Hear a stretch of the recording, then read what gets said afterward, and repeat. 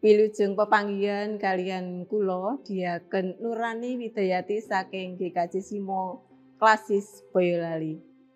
Renungan padintenan Sabda Winedhar dinten Rebo tanggal 11 Juni 2020. Kanthi jejer abdinipun Gusti ingkang dipun serat dening Ibu Pendeta Wuri Ajeng Septianingrum saking GKJ Slokoimo Wonogiri.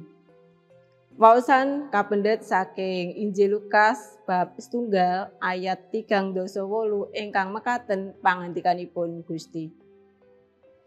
Maria banjur ngunjuk, "Sumangga kawula menika abdinipun Pangeran, tumrap kawula kalampaha kados dene ingkang paduka ngandikaaken." Para kinasih, ingkang naminipun abdi menika kedah ngestokaken menapa ingkang dados dawuhipun bendara.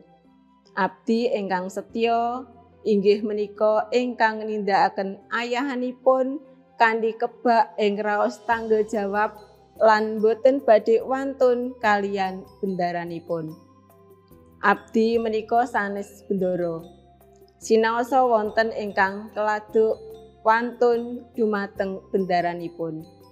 Mekaten ugi ingkang kalampahan tumrap tiyang pitados ingkang mastani dirinipun minangka abdinipun Gusti.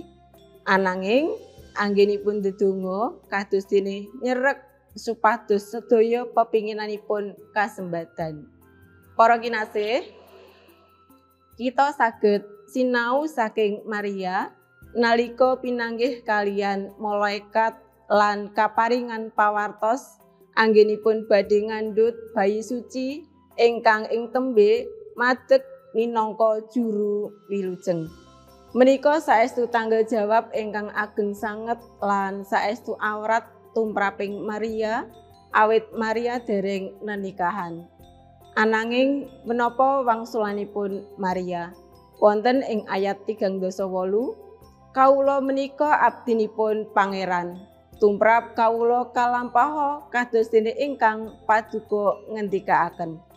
Para kinasih, Maria saestu ngugemi adegipun minangka abdi lan sumadya ngestokaken dawuhipun Gusti Allah. Sacara kamanungsan temtu wonten raos ajrih lan sumelang.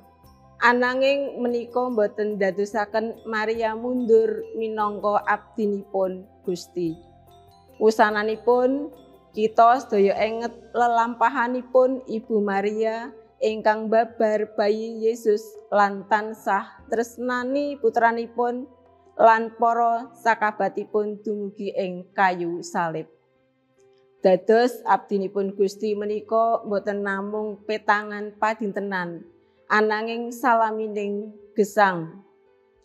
Abdi ingkang setya menika badhe ketingal saking anggenipun mituhu dhateng Sang Bendara lan sumadya nindakaken pakaryan ingkang dipun dawuhaken kanthi bingahing manah.